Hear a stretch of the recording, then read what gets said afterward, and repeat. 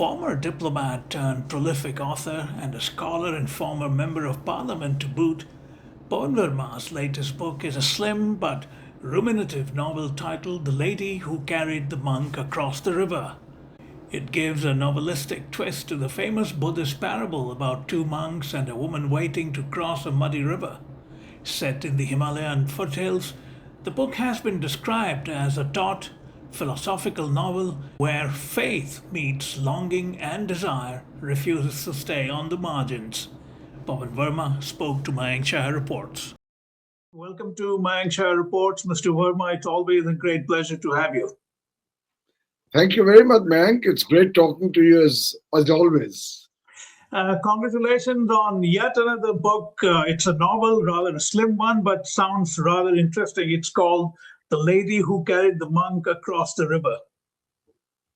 Yes, here is the book, Yes, and in the bookshops and also available on Amazon. It was just launched at the Jaipur Literature Festival. yes, I'm aware. You know, it's remarkable how prolific you've been. Well, writing is both an anchorage and a solace and a very significant distraction. Indeed, So indeed. I actually write 10 columns a month in I'm always addition to my saying you're all over the place. in Yeah, addition to my book. So, but this yes, book is different. It's my second novel. right. I wrote earlier a novel called When Loss is Gain, uh, which is also a love story of a different sort, which was actually signed up for a Bollywood film. I even got the advance, but the film has not been made. And now, after a hiatus, where several other books have come out, which are Right. non-fiction, which you are aware of, Mayank, we have spoken with you. Adi Shankaracharya, the Hinduism's greatest thinker. Then I had the Great Hindu Civilization. Then I had Chanakya's view. Then I had Echoes of Eternity and a journey through Indian thought from the Rig Veda to the present. But after that, now here is the novel. I also Yeah, had a book of Tulsidas's Ramcharitmanas. it's extraordinary. I mean, I really marvel. I always admire people who are able to produce so proficiently. Well, thank you very much, but it gives me a lot of joy. Yeah. You know, going by the excerpts in the novel, it appears to give the famous Zen parable about two young Buddhist monks and a fetching young woman a twist. Tell me a bit more about it. Well, the idea came to me as a story set in India from the Zen parable, where two monks, one of whom picks up a lady and helps her to cross the river, who is then berated by the other for not being able to resist the temptation. And after a while, the first monk turns and says to his friend that I picked her up and put her down. You are still carrying her. And it's a very valid uh, proposition illustrated well. Actually, I reverse the paradigm and I Right. ask as the story unfolds, is it so easily possible to just put someone down? And then that begins the beginning of my story, where on the one hand, we have just like in the Zen parable, here you have a celibate monk Right. who is supposed not even to touch physically women as such.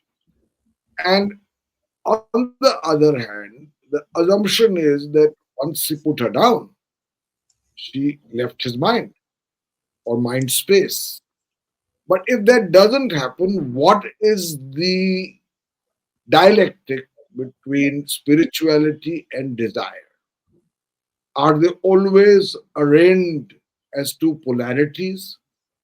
Is there a meeting point? Is that meeting point valid? How do you find that balance? And this then is illustrated through a methodology which we could discuss, where on the one hand, there is in the great Indian tradition a shastra or debate between our protagonist, the celibate monk who picks up the lady and his guru. Right. And on the other hand, in the backdrop of this limited 5 day discourse, which is very interesting in my view on its own, both for its substance and the manner in which it unfolds, is a love story. Right. Each character has a background and a present, and in some ways, a dilemma about the future. But in the Hindu tradition, desire is sort of one of the parts to spirituality. Uh, Indeed. there are people who believe that's you do pass through that. So why would there be a contradiction between being a celibate or renunciate and desire that go along the way? Well, actually, a renunciate who's celibate is supposed to have, in a way, uh, transcended desire, or at least opted out of its snare, quote unquote. On the other hand, I think one of the things this book illustrates through a very sort of it's a love story and, uh, as I said, a novel. It also the novel attempts to illustrate that the actual play out of the four highest purushasthas of the Hindu worldview: dharma, artha, kama, moksha.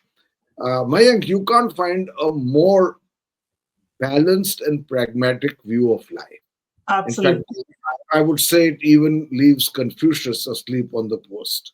Uh, so, so now, but how does it work in practice?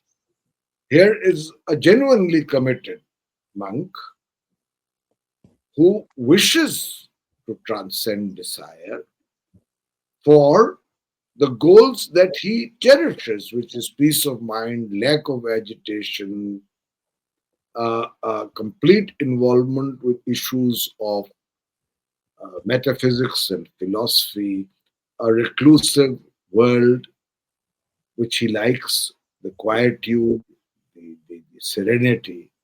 And on the other hand, the power of desire, the irrationality of its attraction, even when you have not welcomed. And this happens, and that's why it's called a parable for ordinary people, because this Right. happens in lives.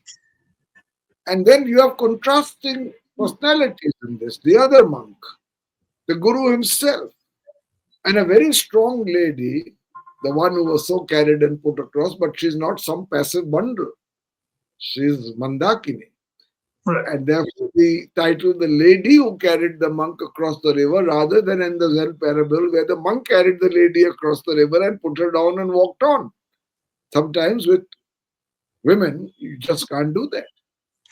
Could it be that for that brief passage when the monk was carrying her, he was living out his desires, and when he puts her down, then he moves on? Is it possible to do that? That's also a form of transcending your desires.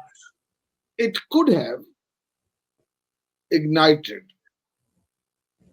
dormant feelings within him, which he was in denial of. Uh, the physical touch, the proximity.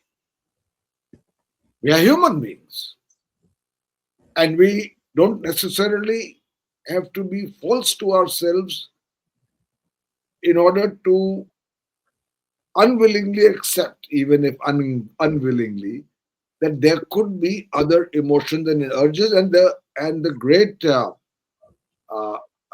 dilemma, if I may use the word again, for this monk is that he thought he had gone beyond that, but he seems not to.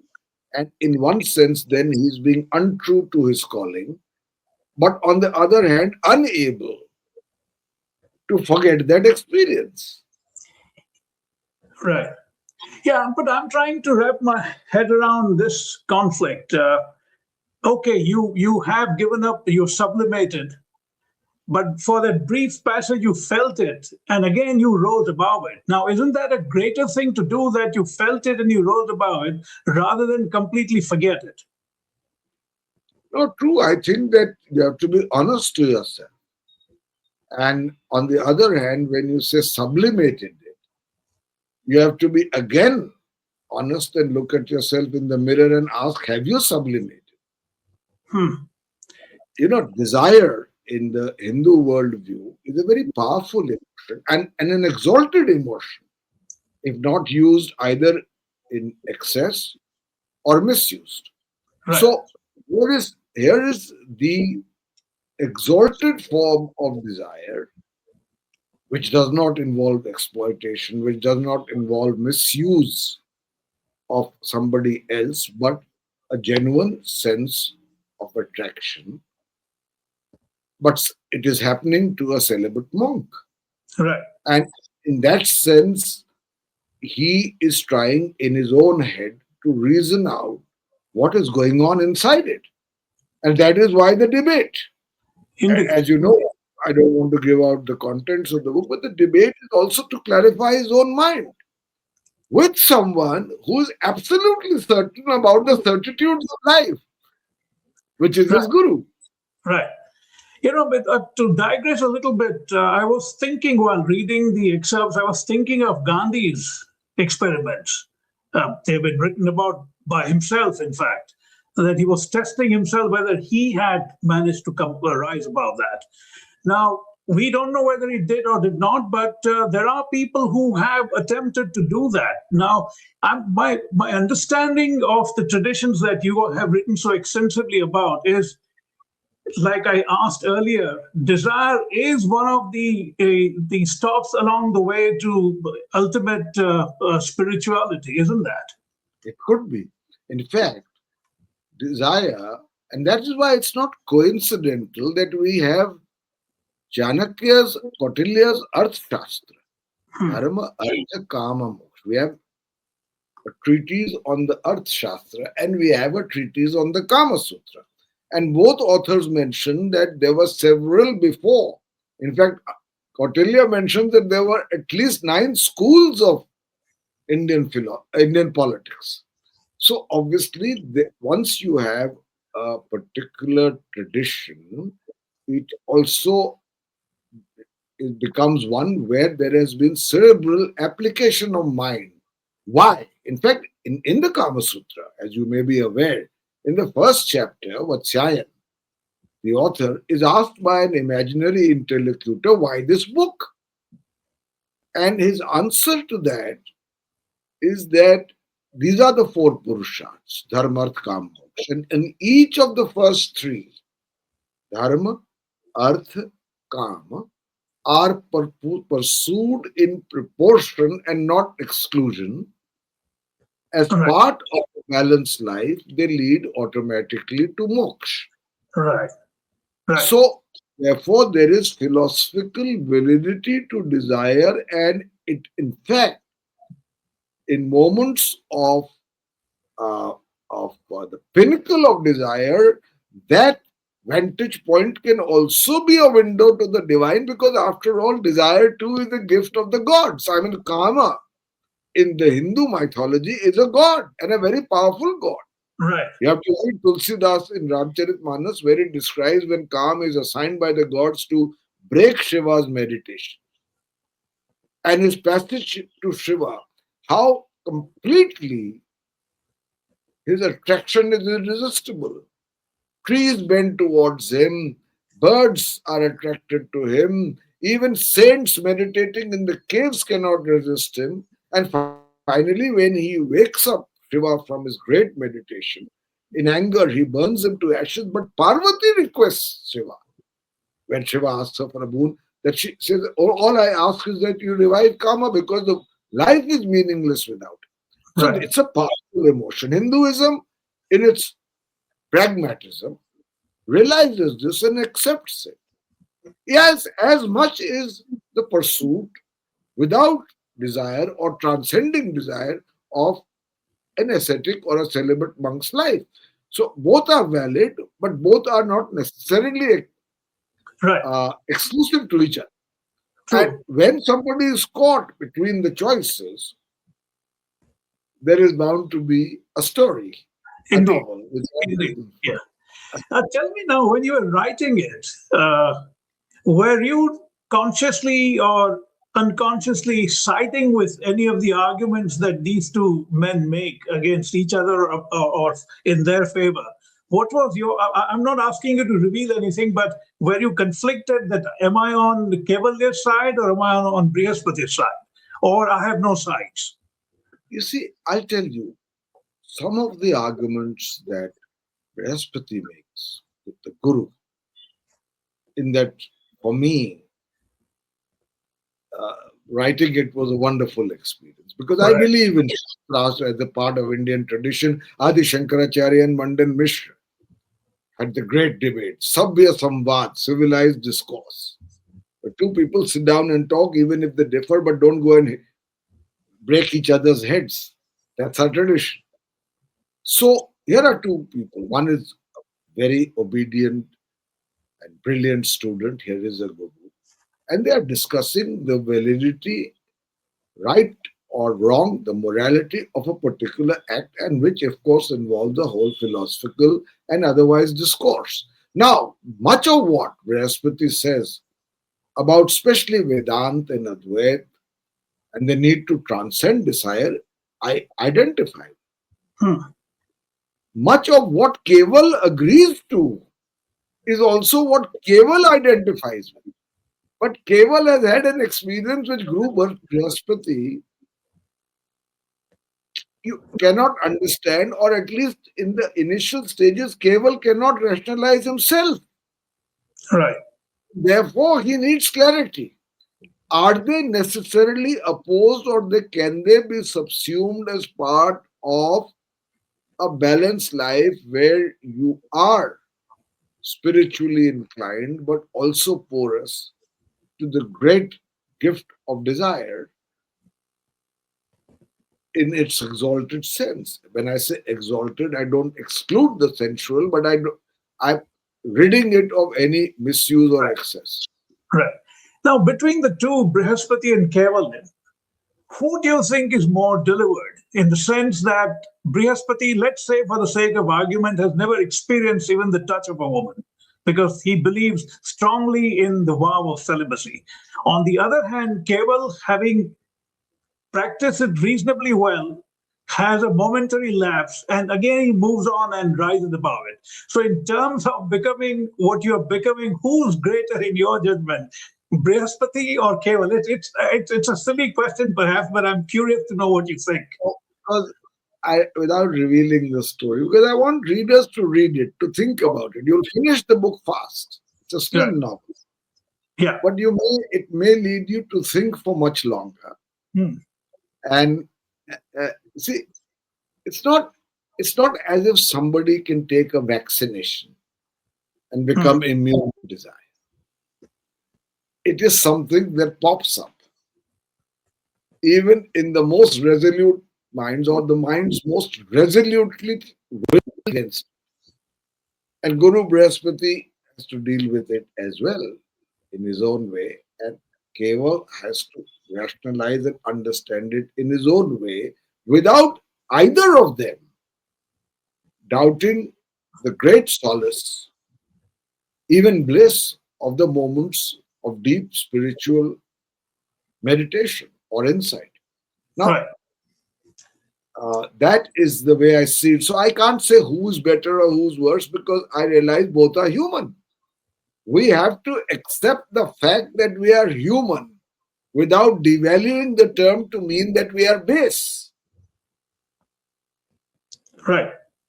In your imagination, is the river literal or metaphorical? Both, both.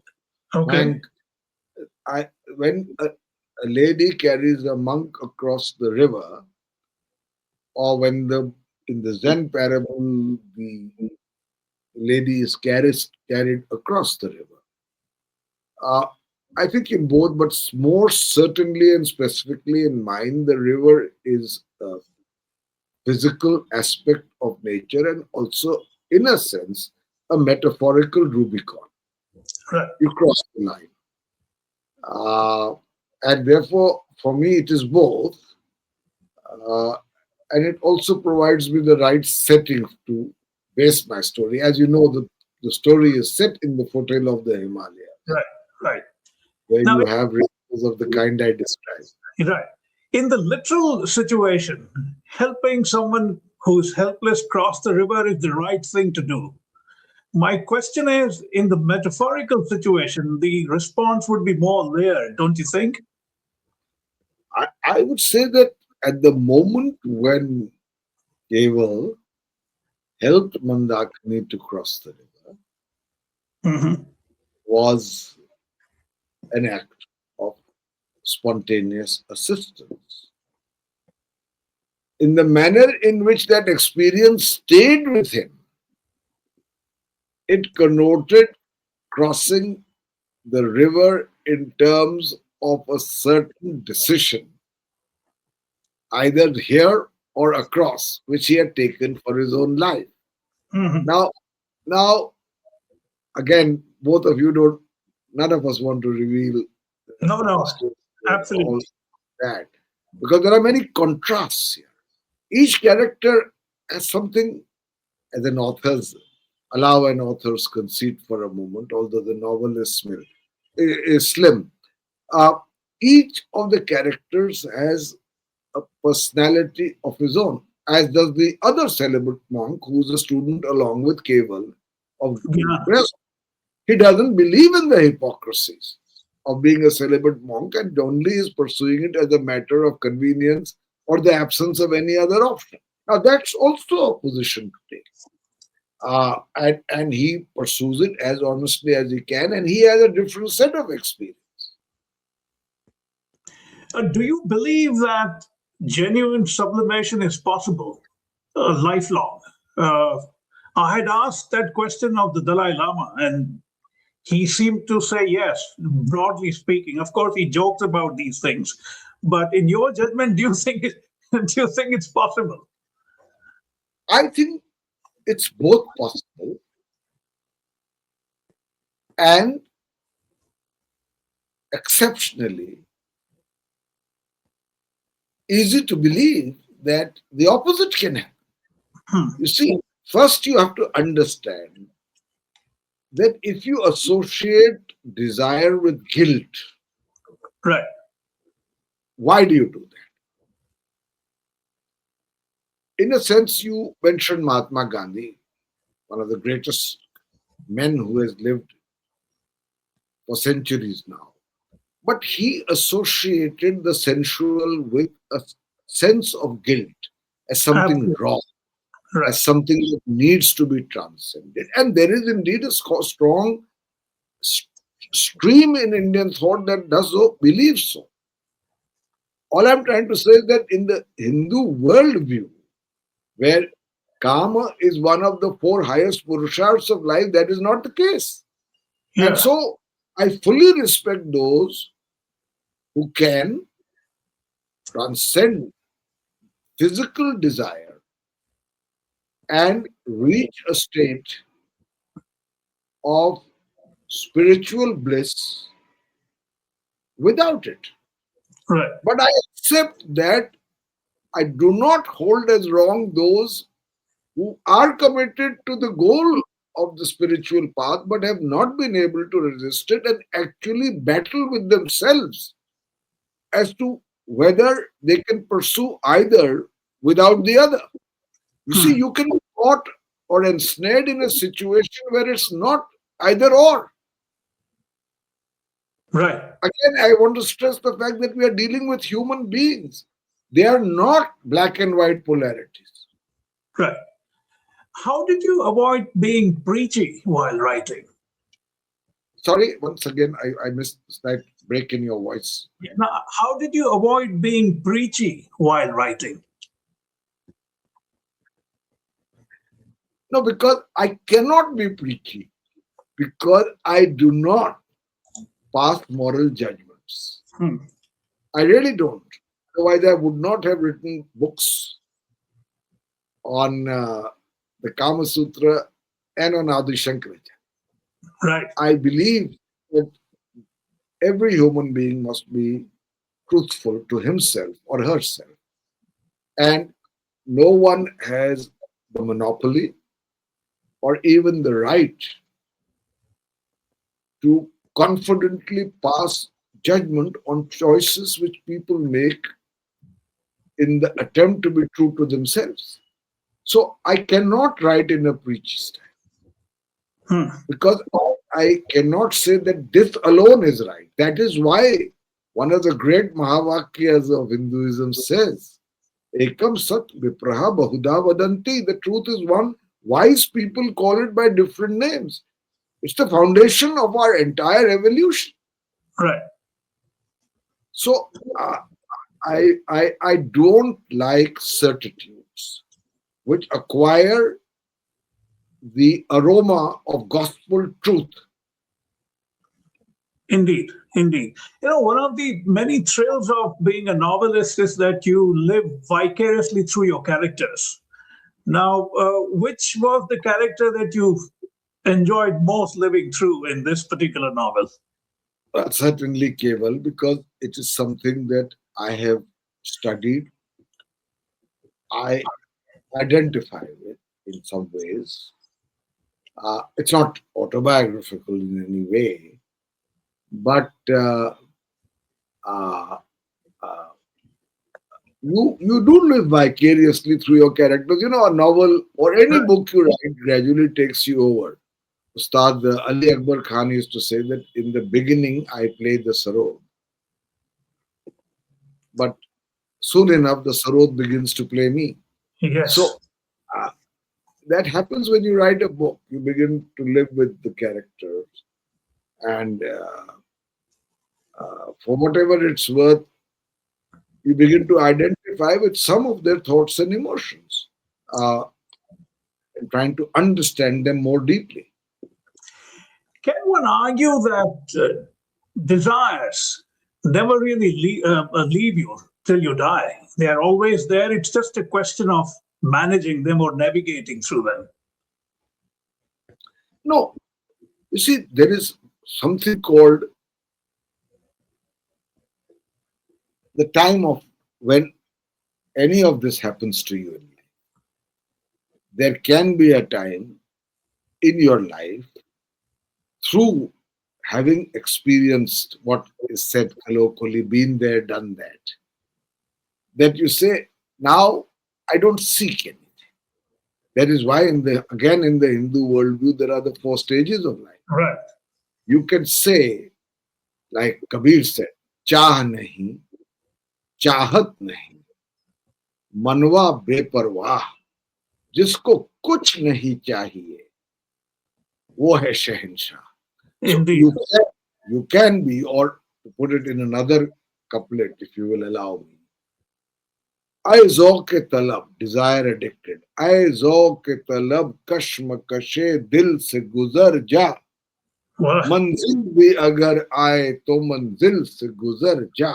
When Wow. you reach that point where you say that now what will you give me? Or, for instance, I think Mir had this famous line, आगे किसी के क्या करे, दस्ते तमा दराज, this hand of want, Right.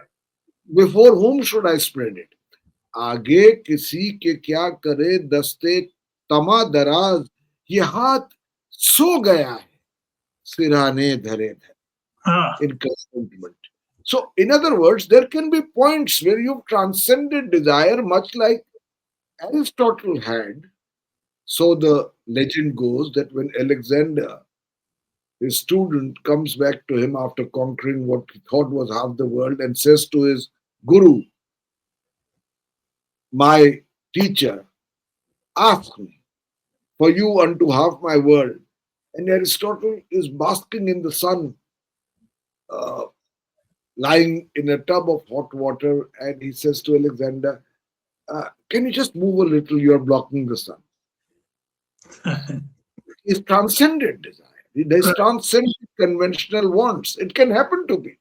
Yeah. It's a perfectly valid goal. In fact, that is the premise Right. for some kind of enduring bliss. But you have to go through stages of life. And during those stages, neither one is absolutely good nor the other is absolutely bad. Right. And you have to struggle with the dilemma of how to synthesize or harmonize both. Some succeed, some don't. Some become hypocrites. Some live in denial. Some are never able to resolve it. Some resort to untruth. So there are So, many ways in which people right. deal with these dilemmas. Right, right, right. No, this is remarkable. I'm so glad you wrote it. It was just recently released, so I suppose you're still waiting for the reactions. What's been the initial response from those who have read it? No, we had, I mean, it's just out. It's available on Amazon, amazon.in. Right. And we haven't even had a formal launch in Delhi because typically, being the kind of journalist you're one of the first people I'm giving Oh, an how nice interview of you. to in my new novel.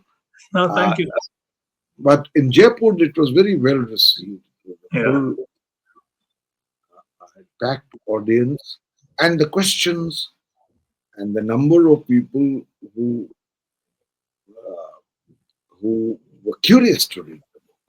given the nature of our discussion. I was actually discussing it with Lady Kishwar Desai, Okay. and the discussion was such that people wanted to read it because it's Yeah. for you like you and me, ordinary people who live in this world. Right. I liked what when you quoted Jacques about the manzil garai to manzil se guzar raha. It's a remarkable line.